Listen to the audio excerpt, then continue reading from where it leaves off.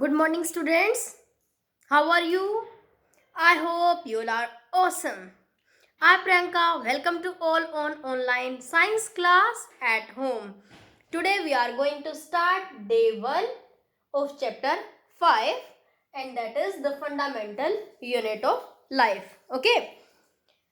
In previous classes we have learnt about the cells now. Yes.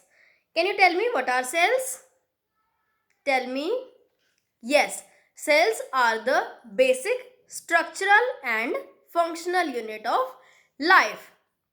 And without cells, life would not be possible. Means जितने भी हमारे living organisms हैं that are made up of cells. It means without cells an organism would not be exist. Understand? Because all living organisms are made up of cells. Some may be made up of one type of cells and some may be made up of different types of cells or many types of cells. Okay. Now, number of the cells in an organism means हर एक organism में जो number of cells होती हैं वो भी vary करती हैं, change होती रहती हैं. Like in amoeba is made up of only single type of cells, or you can say similar type of cells, but human beings are made up of different types of cells. So those organisms which are made up of only one type of cells or single type of cells, that are known as unicellular organisms. And those organisms which are made up of many types of cells, then what we will call them? Yes, multicellular.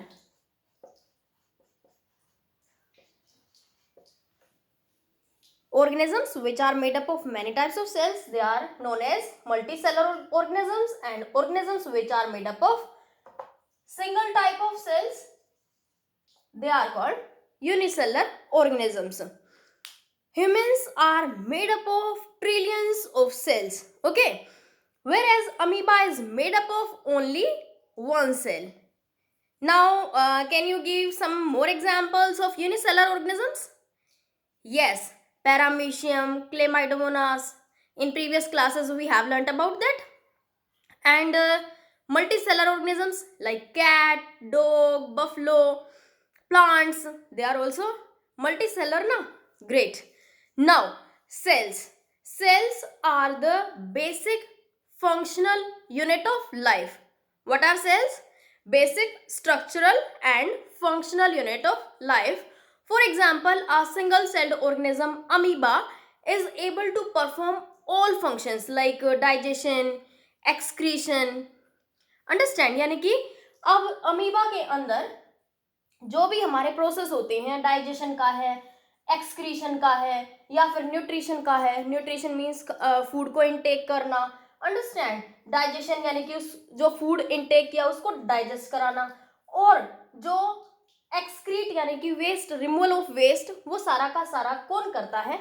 Only single type of cells यानी कि जो हमारा amoeba है वही करता है. लेकिन इन multicellular organisms में क्या होता है? जो डिवीजन ऑफ वर्क है यानी कि जो लेबर है वो डिवाइड हो जाता है. Understand? Means in our body stomach digest करता है, लंग्स रेस्पिरेशन करते हैं, एंड किडनीज एक्सक्रीशन में हेल्प करती हैं. तो it means in multi cellular organisms जो वर्क है वो डिवाइड हो जाता है, यानी कि जो लेबर है वो डिवाइड हो जाती है. Understand? Now multi cellular organisms के अंदर डिफरेंट डिफरेंट ऑर्गन्स होते हैं to perform different functions. And how does a cell perform basic function? जो सेल है वो बेसिक फंक्शन कैसे परफॉर्म करती है? The process of digestion is carried out by the food vacuole in amoeba. यानी कि अमीबा के अंदर फूड वैक्यूल होती हैं जो क्या करती हैं? इस फंक्शंस को कैरी करती हैं, डाइजेशन, एक्सक्रीशन, सब कुछ. लेकिन ह्यूमन बींग्स में क्या होता है? ह्यूमन बींग्स में एक जे लाइक शेप का जो स्ट्रक्चर है वो प्रेजेंट होती है. And what is that? That is stomach. तो स्टमक के अंदर होता है डाइजेशन का process. Now in single cell organism के अंदर सारा का सारा जो लेबर है, सारा का सारा जो वर्क है, वो एक ही टाइप के सेल को करना पड़ता है, यानी कि उसके ऊपर वर्कलोड बहुत ज़्यादा होता है। लेकिन मल्टी सेलर ऑर्गेनिजम्स में जो वर्क है वो डिवाइड हो जाता है। Understand? Now stomach in human being that helps in digestion, and in previous classes we have discussed about the different cells and different shapes. Okay, now can you tell me which one is the biggest cell? सबसे बड़ी cell? Yes, सबसे biggest cell is that is ostrich egg. What? Ostrich egg. And smallest cell is mycoplasma. What? Mycoplasma. And one more, that is longest cell. सबसे लंबी cell कौन सी होती है? Yes, nerve cell. In previous classes we have also discussed about these types of cells.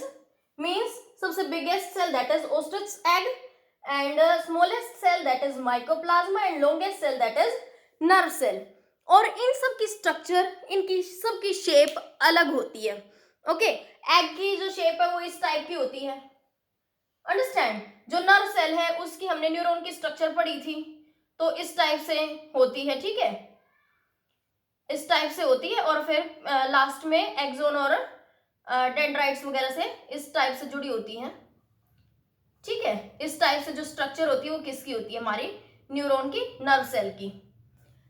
Now it means the different types of cells having different structure, different function and different size, shape.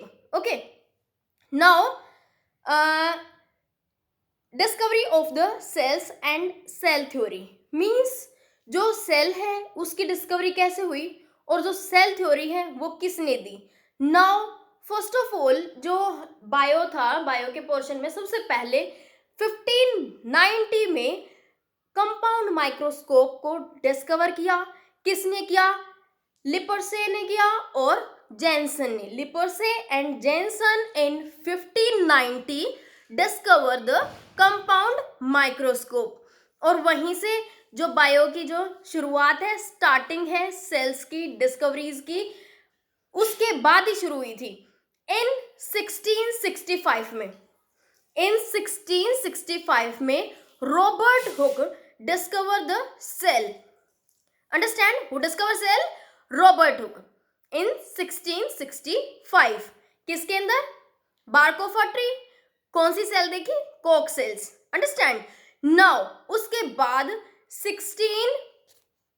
1874 में, in 1874 में after Robert Hooke, ल्यूमेनहॉक ने फिर से sales को discover किया, but now in pond water.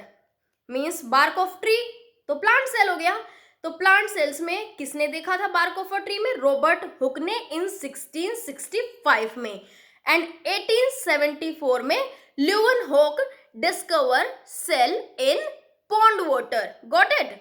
And after that in 1838 में स्लाइडन discover cell theory. ठीक है, स्लाइडन ने सेल थ्योरी दी थी इन plant sales. And after that इन 1839 में ही स्वान ने क्या किया? अगेन डिस्कवरी दी सेल थ्योरी की, और लेकिन उसने किस में दी? एनिमल सेल्स में. Some time in competitive exam पूछा जाता है in plant cells who gave cell theory, तो Schleiden in 1838. In 1839 Swan discover cell theory, understand, in animal cells also. Now after that in 1855 Rudolf Virchow modified the cell theory. Understand? यानी कि उसने explain किया Rudolf Virchow ने. तो जो cell theory है उसमें हमारे 3 साइंटिस्ट ने काम किया है. वो हमारे कौन कौन से हैं? सबसे पहले स्लाइडन 1838, then Swan in 1839, and after that Rudolf Virchow. Now they gave cell theory, and cell theory में उन्होंने 3 मेन फीचर्स बताए. First one was all living things made up of 1 और मोर सेल्स, यानी कि जितनी भी लिविंग ऑर्गेनिजम्स होते हैं वो या तो 1 टाइप की सेल से बने होते हैं, या वो 2 टाइप्स की सेल से, या मैनी टाइप्स की सेल से बने होते हैं. Next, cells form the basic unit of life. जो सेल होती है वो बेसिक यूनिट होती है लाइफ की.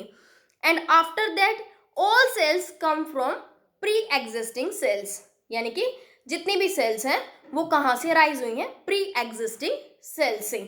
Understand? Got it? I hope you understand this topic. Okay, bye, happy learning.